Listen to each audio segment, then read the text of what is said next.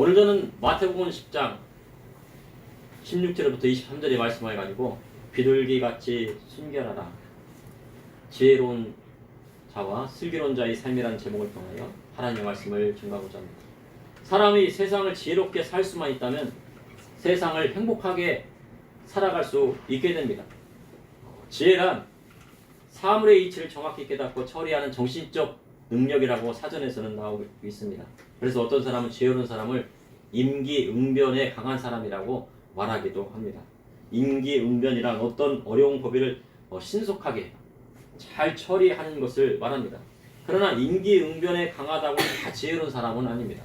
다만 어떤 일에 대해 순발력 있게 처리할 뿐입니다. 그런데 성경을 보면 지혜로운 사람에 대한 여러 가지 특징들이 있습니다. 지혜는 하나님의 속성 중에 하나입니다. 하나님께서 천지를 창조하실 때 하나님의 지혜를 가지고 이 세상을 창조하셨습니다. 온 우주 만물의 지혜의 근원은 오직 하나님 한 분뿐이십니다. 하나님은 이 세상을 말씀으로 창조하셨습니다. 그래서 하나님 말씀에는 그분의 지혜와 지식이 다 들어있습니다. 지혜를 얻고자 하면 천지를 지으신 하나님을 아는 지식이 있어야 합니다. 성경에는 지혜의 특성에 대해서, 특별히 정직성에 대해서 말합니다. 정직하다는 것은 거짓말을 하지 않는다는 뜻입니다. 어린이 여러분, 정직하다는 것은 뭐예요?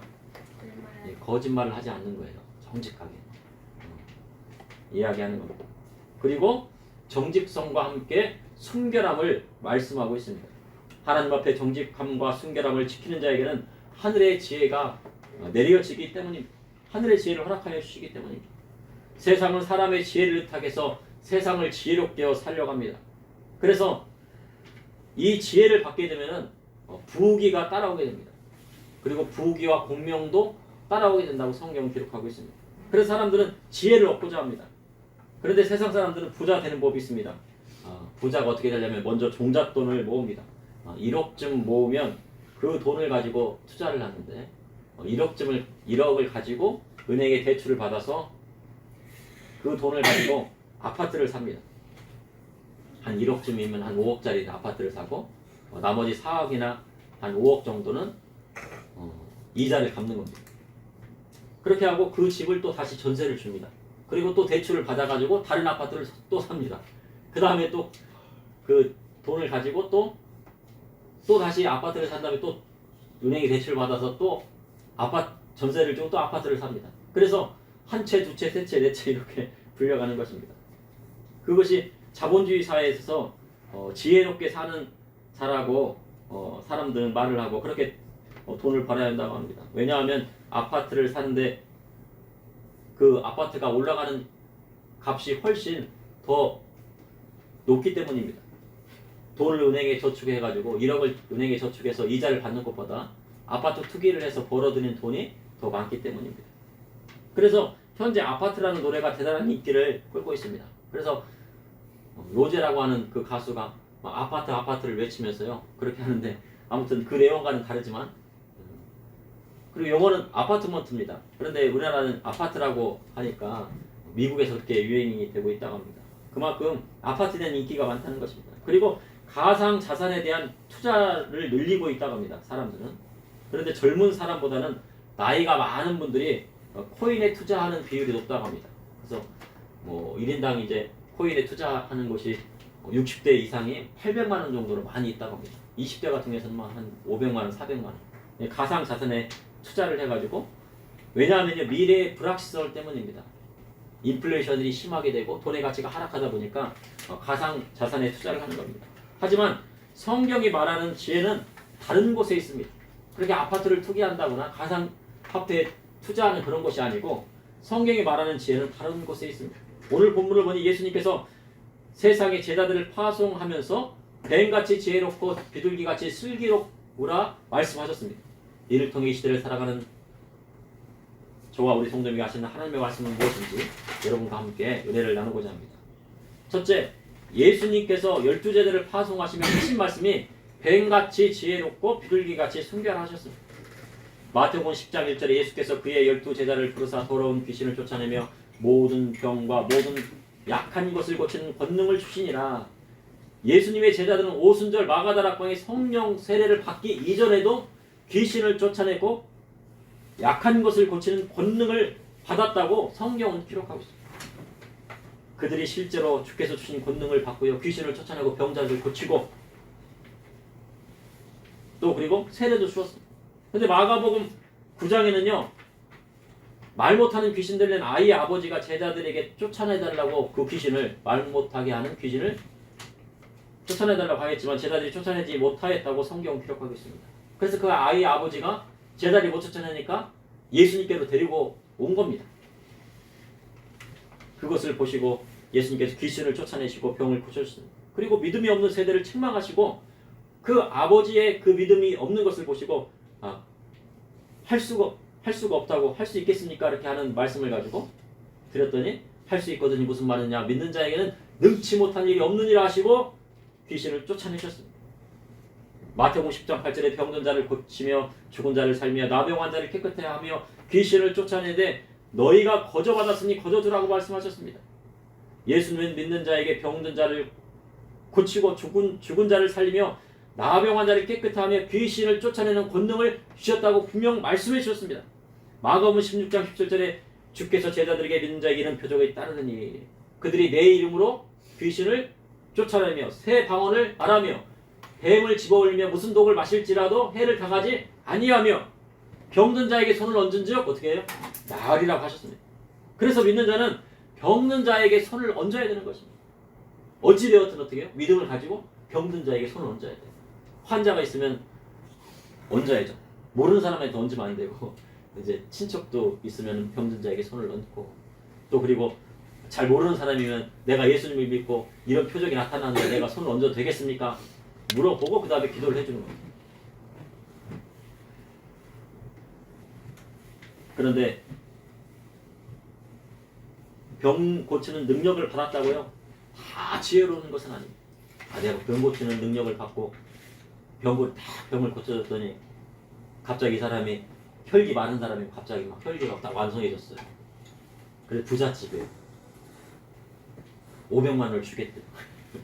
받아오면 돼야 안 돼요. 받아오고 싶죠. 병 고치는 능력을 받고도 버림받을 수 있다는 것입니다. 그래서 지혜로운 자는 어떻게 합니까?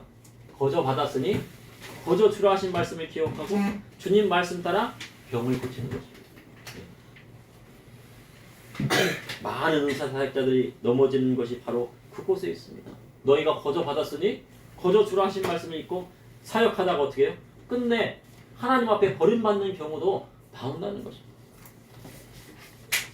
예수님은 전도 사역을 나갈 때 전대에 금이나 은이나 동을 가지지 말라고 했습니다. 당시에 금이나 은이나 동은 바로 돈을 말하는 겁니다. 그 전대를 가지지 말라는 것은 돈을 갖고 가지 말라는 거예요. 그리고 여행을 위하여 배낭이나 두보롯이나 신이나 지팡이를 가지지 말라 하셨습니다. 이는 일꾼이 자기 먹을 것을 받는 것이 마땅하기 때문입니다. 열심히 일했으면 열심히 막 설교를 하고 열심히 막 기도하고 밖에 나가서 열심히 전도했으면 먹을 것을 먹는 것은 합당하다고 하신 거예요. 성경에 일하는 소에게 망을 씌우지 말라 하셨습니다. 하나님 일을 했으면 그에 합당한 먹을 것을 먹는 것은 합당합니다. 그것도 배부르게 먹어야 돼요. 네. 아유 이렇게 많이 먹어요. 조금만 드세요. 그게 아니고 그러면 안 돼. 예. 많이 드십시오. 하나님 일 했으니까. 하나님 일 했으니까 어떻게 해요? 많이 먹고 더 하나님이 열심히 하십시오. 그렇게 하는 겁니다. 예. 그래서 예수님께서는 빈손으로 가라 하신 것입니다. 그리고 그 집에 들어가 평안을 빌고 제자들이 빈 평안이 합당하면 그 평안이 거기에 임할 것이고 합당하지 않으면 다시 그 평안이 너에게로 다시 돌아오리라고 말씀하셨습니다. 만약 누구든지 너희를 영접하지 아니하고 너희 말을 듣지도 아니하거든 그 집에서 나 성이나 나가 너희의 발에 먼지를 떨어버리게 하셨습니다. 예수님을 영접하지 않고 하나님의 말씀을 듣지 아니하는 곳에서는 복음의 말씀을 선포만 하고 그 집과 성에서 먼지를 떨어버리고요. 기도 돌아오지 말고 다시 돌아오라는 것입니다. 우리는 막 계속 설득하려고 막 그러잖아요. 요나 선지자가 니느웨 성에 가서 뭐 어떻게 했습니까? 선포만 하고 돌아왔습니다. 근데 그들이 회개해가지고 어떻게 해요? 100년 동안 그 하나님의 심판이 유보되었어요. 근데 100년 후에 다시 심판을 받게 되죠. 니느웨가. 마태복음 10장 15절에 내가 진실로 너희에게 이르노니 심판날에 소돔과 고모라 땅이 그 성보다 견디기 쉬우리라 하셨습니다. 소돔과 고모라 땅의 롯이 그 죄악을 말하고 항변했지만 그것은 묵살되고 받아들이지 않았습니다. 그래 그 소돔과 고모라 사람이 소할 사람들이 뭐라고 합니까? 롯에게 너희가 우리의 재판관이 되려느냐? 정말로 롯은요 의로운 재판관이 되어서 그들을 돌이키게 하고 하나님 뜻으로 다시 돌아오게 하고 싶은 마음이 조금 있었어요. 많이 있는 것은 아니고 마음속에 있었다고. 그렇지만 소돔과 고모라는요 그 땅에 있는 법대로 행한 겁니다. 그 땅에 있는 문화와 풍습에 따라서 행한 겁니다. 그래서 심판받았어요.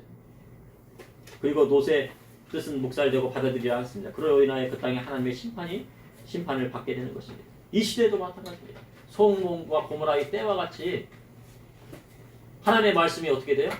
받아들여지지 않고 세상의 법이, 세상의 풍습이, 세상의 문화가 받아들여지고 그것이 옳다고 말하는 시대가 오게 된다는 것입니다. 벌써 오고 있어요. 저기 샌프란시스코 같은 데서는 벌써 오고 있습니다. 왔습니다. 샌프란시스코 캘리포니아 주에 가면은요 마약 환자들이 막 들끓고요. 그리고 상점마다요 도둑이 막 좀도둑들이요. 예.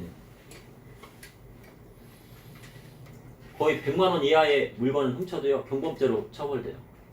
그러니까 안 잡겠다는 거. 그리고 감옥이 넘쳐나갖고요 세금이 너무 많이 들어가니까 경범죄는 그냥 풀어주겠다고.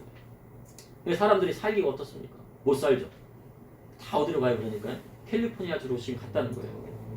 그래서 그 캘리포니아주에서 텍사스로 가게 되는데 텍사스로 이주했던 그 사람들이 누구를 뽑았습니까?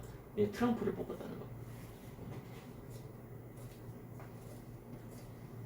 마태복음 10장 16절에 보라 내가 너희를 보냄이 양을 이리 가운데로 보냄과 같도다. 그러므로 너희는 뱀같이 지혜롭고 비둘기같이 순결하라. 예수님께서 너희는 뱀같이 지혜롭고 비둘기같이 순결하라 하신 이유는 제자들을 보냄이 양을 이리에게 보냄과 같기 때문입니다. 세상에는 뭐도 있어요? 양도 있고요. 이리도 있고요. 무서운 사자도 있어요. 어린 여러분 세상에 뭐가 있다고요? 양도 있지만 이리도 있고 무서운 사자도 있고요. 도둑놈도 있고요. 사기꾼도 있고요.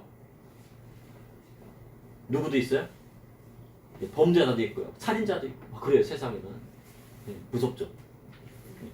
그런데 예수님께서 세상에 보내는 것이 어떻게 해요? 양을 어디로 보낸 것 같다고요? 이리에게 보내는 거예요. 양을 이리에게 보내면 어떻게 됩니까? 양을 이리에게 보내면 어떻게 돼요? 어린 여러분. 예? 잡아먹기도 베푸니까.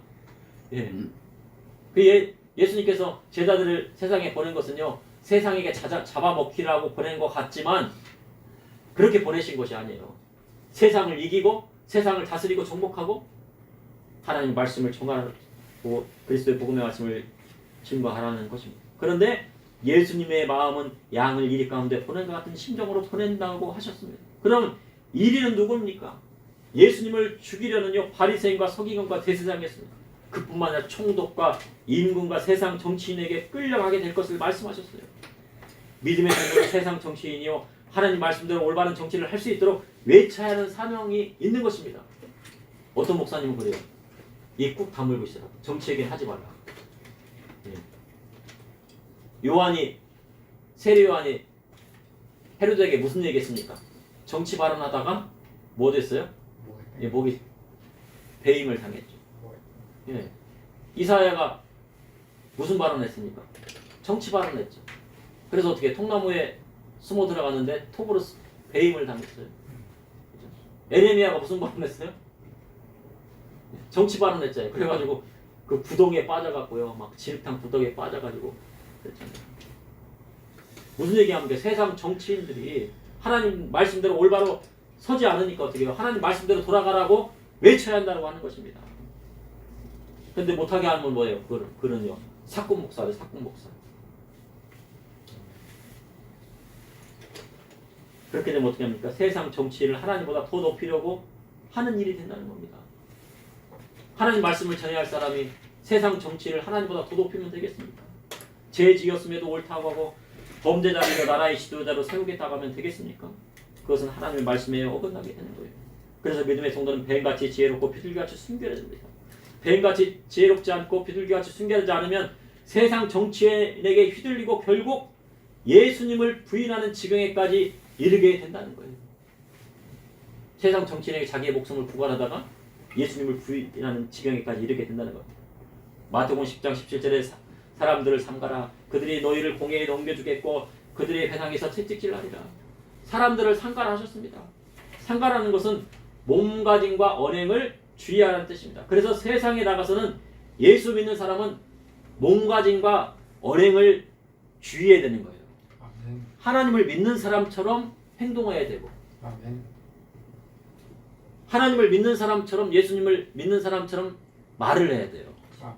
야, 얘 이 사람 보니까 게임을 많이 하는 사람이구나.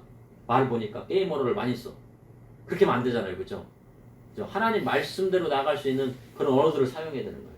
그죠? 네? 올바른 언어들. 네.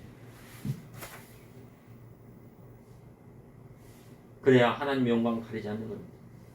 예, 헤르만 헤세의 데미안이라는 그런 책이 있어요. 어린이 여러분 나중에 그 데미안이라는 책을 꼭 읽어보세요. 주인공이었던 싱클레어가요 막 센 척했어요. 부잣집 아들인데 나는 강해 막 그래갖고요. 예. 프란치 클레모라고 하는 불량배 앞에 갖고요, 야 나는 쎄, 나는 사과를 하나 훔쳤단 말이야. 나 얼마나 센 줄 알아? 그렇게 거짓말을 했습니다. 그래서 이 클레모에게 뭐를 잡혔습니까? 이 싱클레어가 약점을 잡혔어요. 너 사과 훔쳤지? 내가 부모님한테 얘기할 거야. 내가 선생님한테 얘기할 거야. 그래서 날마다 뭐예요? 그 약점 훔쳤습니까? 안 훔쳤습니까? 사과를. 안 훔쳤는데 센 척 하려고 훔쳤다고. 나는 도둑질을 해본 적 있어. 막 그렇게 얘기를 한 거예요. 달마다 돈을 뺏기고 괴롭힘을 당하다가요, 나중에 누구를 만납니까? 데미안을 만나서 위기에 탈출을 하게 된다는 내용입니다. 작은 거짓말에서요 인생에 큰 고통이 올 수도 있는 것이에요. 정치인들은 어떻게 해요? 야, 나를 왜 죄인이라고 그래? 나는 반만 훔쳤는데 쟤는 손을 훔쳤잖아. 막 그러는 겁니다. 나는 작은 죄를 써. 누구든지 바늘을 훔칠 수 있지. 막 그렇게 얘기하는 거예요. 근데 바늘 도둑이 무슨 도둑 된다고요? 예. 나중에 소도둑 되는 거예요. 작은 죄나 큰 죄나 어떻게 다 도둑질은 도둑질입니다. 그런데 성경은 뭐라고 그래요? 도둑질 하지 말라고 그랬잖아요. 아니 나는 이 정도는 내가 대리시험을 보는 거, 야 다른 사람들 다 대리시험 보는데 아버지로서 대리시험 받을 수 있지. 다른 사람들 다 죄를 짓는데 나는 나만 죄 짓는 거야? 다른 사람 다 짓는데 왜 나만 죄인이라고 그래? 그럼 됩니까? 안 됩니까? 안 되죠. 그래서 믿음의 성도는 어떻게 됩니까? 정직해야 되고 순결해야 됩니다. 둘째, 뱀같이 지혜롭고 비둘기같이 순결해야 환난을 이겨낼 수 있습니다. 마태복음 10장 18절에 또 너희가 나로 말미암아 총독들과 임금들 앞에 끌려가리니 이는 그들과 이방인들에게 증거가 되게 하려 하십니다. 주님은 제자들에게 그리스도의 말씀으로 말미암아 총독과 세상 임금에게 끌려가게 될 것을 말씀하고 있습니다. 로마 박해 당시 많은 기독교인들이 로마 황제에게 끌려가 사자밥이 되고 그 개들에게 던져줬대요. 그래서 개싸움을 막 하게 되는 거예요. 개들이 어떻게 해요? 사냥개들이 막 성도들을 막 물어뜯고, 그리고 횃불을 만들어서 태우고 십자가에 달았습니다. 그리고 베드로는 거꾸로 십자가를 지었잖아요. 그런데 하나같이 다 핍박받는데 예수님을 부인하지 않고 하나님을 찬송하고 순교하는 모습들을 많은 사람들이 보게 된 거예요. 야, 저 사람들 뭔가 있다. 저 죽음의 속에서 저렇게 활짝 웃고 환한 얼굴로 막 그냥 달덩이처럼 막 그냥 얼굴에서 광채가 나는가. 저 십자가형을 봤는데 왜 하나님을 찬양하는데 저 모습이 얼마나 천사 같은가.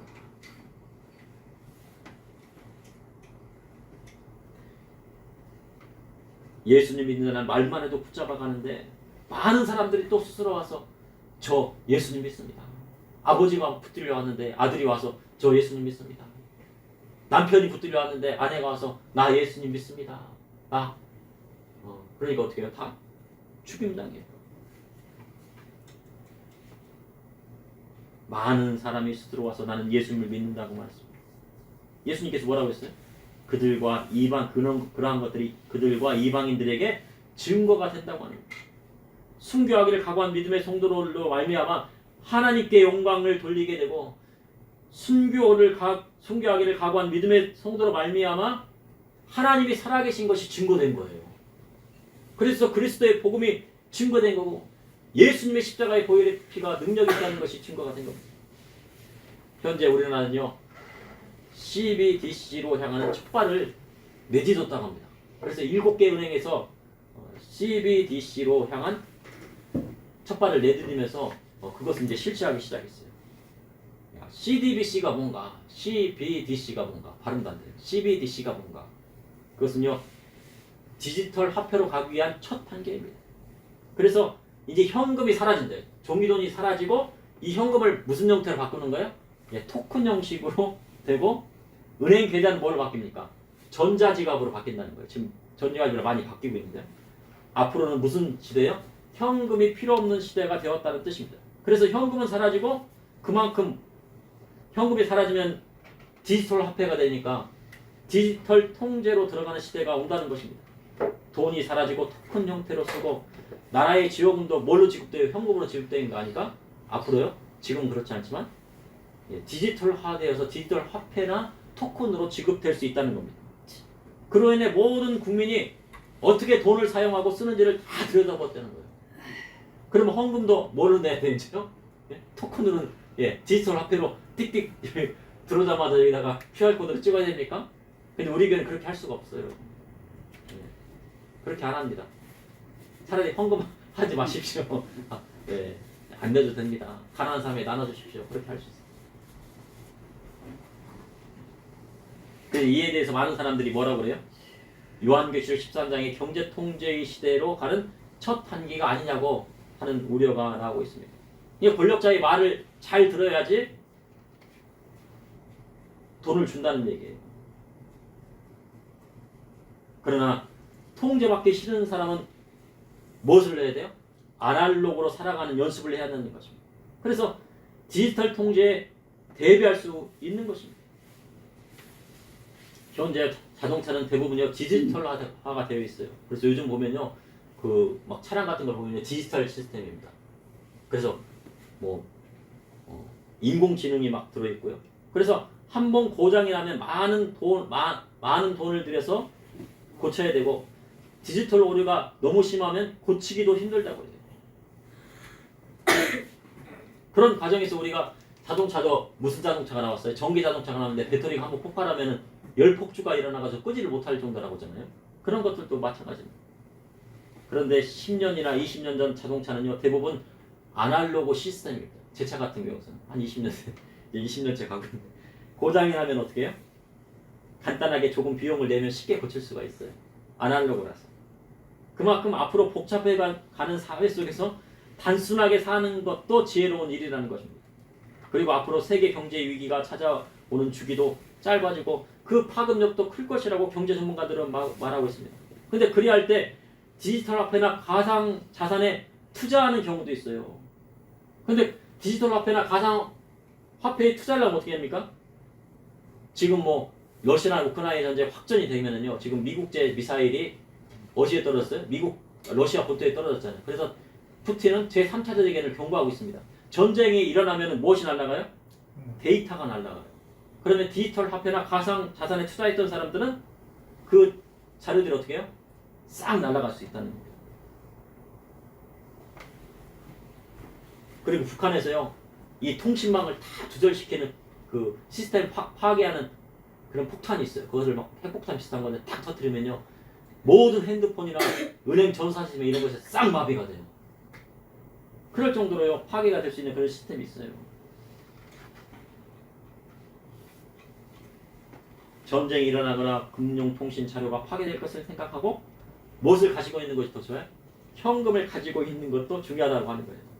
근데 현금 중에서도요. 현금은 우리나라 돈도 있지만 달러를 가지고 있는 것도 좋은 방법이에요. 달러. 외국 사람들한테 달러 줄게, 원화 줄까, 달러 줄까 그럼 뭘 받아요? 달러를 받는다. 달러를 가지고 있거나 금을 가지고 있으면 나라의 경제 위기가 닥칠 때 나라를 살리는 역할을 하게 됩니다. 우리나라 환율이 지금 1,400원대에 가고 있잖아요. 환율 방어로요. 지금 많은 돈들이 막 그냥 빠져나가고 있대요. 국민연금도 그것들을 환율 방어에 쓴다고는 그런 얘기도 있고요. 막 천문학적인 돈이 막 빠져나가고 있어요. 1997년 IMF 시절 우리나라를 살린 것은 무엇이었습니까? 국민이 모은 금이었죠. 금. 예. 금을 가져다가 뭘 했어요? 팔아갖고 달러로 바꾼 다음에 그 달러를 가지고 뭐를 갚았다는 거예요? 빚을 갚았어요. 빚을. 그러니 달러나 금을 가지고 있는 것을 바로 무슨 일이에요? 애국하는 일이라는 겁니다. 예. 그래서 그것을 가지고 있다가 나라가 어려울 때 어떻게 해요? 예. 나라를 살리는 역할을 한다. 우리 주님 믿는 자에게 뱀같이 지혜롭고 비둘기같이 순결하고 하셨어요. 뱀은 어떻습니까? 뱀의 모양은요 아주 징그러워요. 뱀 보셨어요? 예? 뱀 보셨죠? 동물원에 가서 뱀 봤잖아요. 예, 살모사도 보고 막 부렁이도 보고. 예, 한 2m짜리 저는 부렁이도 봤습니다. 옛날 집에 가면요 막 그런 부렁이들이 있어요. 그런데 그 뱀에는요 수많은 뼈들이 있거든요. 뼈가 막 촘촘하게 돼 있고요. 그리고 온몸에는 촘촘한 비늘이 있어서 어떤 장애물이나 환난을 잘 미끄러져 나갑니다. 어떤 곳이든지요, 어떤 숲이든지, 어떤 땅이든지 간에 막 싹싹 빠져나가면서 뱀 나가는 것은 봤습니까? 막 슉슉슉슉 막 지나가면서요, 막 어떤 환난도 다 이겨내요. 그래서 뱀이 도망치면 찾기가 어려워요. 근데 뱀이 도망치지 못하는 곳이 있다고 합니다. 그것은 바로 어디예요? 유리우입니다. 유리우는 너무나 미끄럽기 때문에요, 뱀이 미끄러서 막 나갈 수가 없대요. 무엇인가 짚고 나갈 수 없다는 거예요. 뱀같이 지혜라는 것은 무슨 뜻입니까? 뱀같이 어떤 어려움과 역경과 환난과 고난을 잘 버텨내고 잘 삭삭 피해서 잘 가라는 거예요. 환난이 오면 어떻게 됩니까? 막 숨겨야 돼요? 어떻게 하라고요? 잘 피해 다니라고 주님 말씀하셨잖아요. 그래서 뱀같이 지혜롭다는 것은 믿음의 성도에게 어떤 고난이 와도 그 고난을 예수의 이름으로 헤쳐나간다는 뜻이 있어요. 또한 비둘기같이 순결하셨습니다. 믿음의 성도는 순결한 신앙을 가지고 있어야 돼요. 순결하다는 것은 헬라어 아케라이오스로 섞이지 않는다는 뜻이 있습니다. 성경에는요 다른 씨를 함께 뿌리지 말라고 하셨어요. 그리고 다른 재료의 씨를 함께 짜지 말라고 그랬습니다. 이것은 왜 그런 것입니까? 거룩함을 지키고 순결함을 지키기 위함입니다. 비둘기같이 순결하는 것은 악한 불의와 같이 섞이지 말라는 뜻이에요. 어린이 여러분, 그래서요 비둘기같이 순결하는 것은 악한 친구들과 짝하지 말라는 겁니다. 비둘기가 비둘기끼리 놀지 까마귀나 까치끼리 노는 거 봤습니까? 그래서 비둘기끼리 놀잖아요. 비둘기는 착해 안 착해요? 누구를 잡아먹거나 그렇지 않는단 말이에요. 예. 까마귀는 잡아먹어요. 새들. 약한 짐승들을. 그 새들 쪼아먹고요. 예. 그래서 비둘기같이 순결한 거예요. 그러니 믿음의 성도는 뱀같이 지혜롭고 비둘기같이 순결해야 합니다. 셋째, 뱀같이 지혜롭고 비둘기같이 순결한 것은 성령님이 주시는 지혜입니다. 마태복음 10장에 보면 12제자를 파송할 때 예수님께서 함께 하실 때 하신 말씀입니다. 그러나 우리 집 제자들을 떠나셔야 함을 분명히 말씀하셨습니다. 제자들을 떠나야 약속하신 성령을 아버지께 받아 제자들에게 물 붓듯이 부어주실 것을 수 있으시기 때문입니다. 그래서 오늘 본문의 말씀은 예수님께서 부활 승천하신 후에 이루어질 일에 대해서 말씀하신 것입니다. 주님 말씀은 제자들에게 그대로 이루어졌습니다. 마태복음 10장 19절에 20절에 너희를 넘겨줄 때 어떻게 또는 무엇을 말할까 염려하지 말라. 그때 너희에게 할 말을 주시느니 말하는 이는 너희가 아니라 너희 속에 말씀하시는 이 곧 너희 아버지의 성령이시니라. 주님 제자들이 공회에 끌려가고 세상 총독과 임금에게 끌려갈 텐데 무엇을 말할까 염려하지 말라고 하셨습니다. 그때 너희에게 할 말을 주시라 하셨습니다.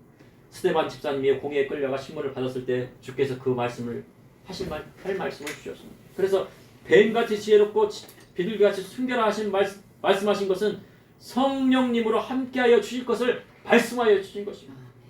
마태복음 10장 21절에 장차 형제가 형제를 아버지가 자식을 죽는 데 내어주며 자식들을 부모를 대적하여 죽게 하리라. 장차 형제가 형제를 아버지가 자식을 공회에 내어주고 자식들이 부모를 세상 총독과 임금에게 내어주며 대적하게 될 것을 말씀하신 것입니다. 현재 세상법이요 하나님의 법이 잘못되었다고 막고 그리고 그로 인하여 양심을 따라 하나님 말씀대로 살기를 원하는 성도를 핍박하고 잡아놓는 시대가 도래했다는 것입니다. 그것이 캘리포니아주에 일어나고 있어요. 자기가 아들이 갑자기 딸이 되고 싶다고 하는데 그 아버지가 생각하기에는 어떻게 해요? 일론 머스크가 생각하기에는 어때요? 야 그거는 아닌 것 같아. 예수님 안 믿어도 아닌 것 같아. 아니라고 하면 어떻게 해요? 예, 감옥에 들어가니까 어떡합니까? 그냥 놔둔 거죠. 근데 그게 마음에 한이 되는 거예요. 그래서 누구를 지지했어요 지금요? 예, 트럼프를 지지했죠.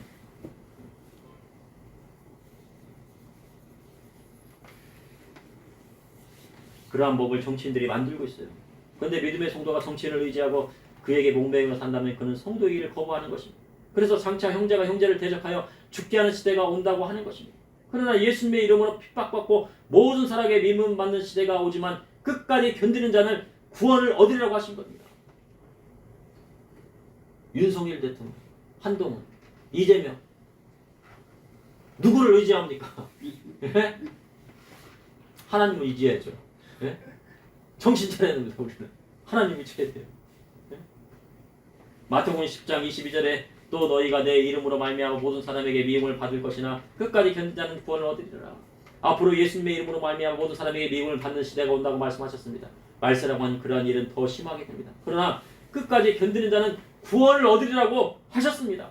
마태복음 10장 23절에 이 동네에서 너희를 핍박하거든 저 동네를 피하라. 내가 진실로 너희에게 이르노니 이스라엘의 모든 동네를 다 지나지 못하여서 인자가 오리라. 이 동네에서 핍박이면 어떻게 해요? 핍박받고 있으라 하겠습니까? 저 동네로 옮기라고 하셨잖아요. 저 동네에서 환난이 오면 어떻게 해요? 다른 동네로 옮기고. 우리나라에서 핍박이 오면 어디로 가요? 미국으로 가고, 미국에서 핍박이 오면 캐나다로 가고, 또 캐나다에 핍박이 오면 다시 우리나라로 오고. 그런데 이 동네 저 동네 다니면 어떻게 합니까? 짐을 최대한 줄여야 돼요. 집에다 붙박이장 하면은 예, 이사 가기 어렵잖아요. 그 붙박이장 뜯어갖고 갈 수도. 그런데 믿음의 성도는 말세의 심판을 맞이해서 뭘 해야 됩니까? 짐을 줄이는 것도요 지혜로운 겁니다. 믿음의 성도는 이 세상이 나그네 끼임을 깨달아야 돼. 잠시 머물다 가지만 예수님 다시 오실 때 영광 중에 천국 혼인잔치에서 우리 주님을 배울 날이 멀지 않았기 때문이에요. 그러면서 예수님께서 12제자 가정과 사신 말씀이 뱀같이 지혜롭고 비둘기같이 순결하라 하셨습니다. 뱀같이 지혜롭고 비둘기같이 순결해야 환난을 이겨낼 수 있는 것입니다. 뱀같이 지혜롭고 비둘기같이 순결한 것은 성령님이 주시는 지혜의 말씀인 것입니다. 잠시 기도하시겠습니다. 사랑해 주님 오늘도 감사합니다. 아버지 하나님 뱀같이 지혜롭고 비둘기같이 순결하라 하신 그 말씀 우리 마음 가운데 새기고 아버지 어떤 환난이 온다 할지라도 주님 말씀 붙들고 그리스도의 복음의 말씀대로 나아갈 수 있도록 인도하여 주시고 예수님 부인하지 아니하고 끝까지 견뎌서 구원에 이르는 저와 우리 성도님도 할 수 있도록 인도하여 주시옵소서. 예수님 이름으로 기도합니다. 아멘.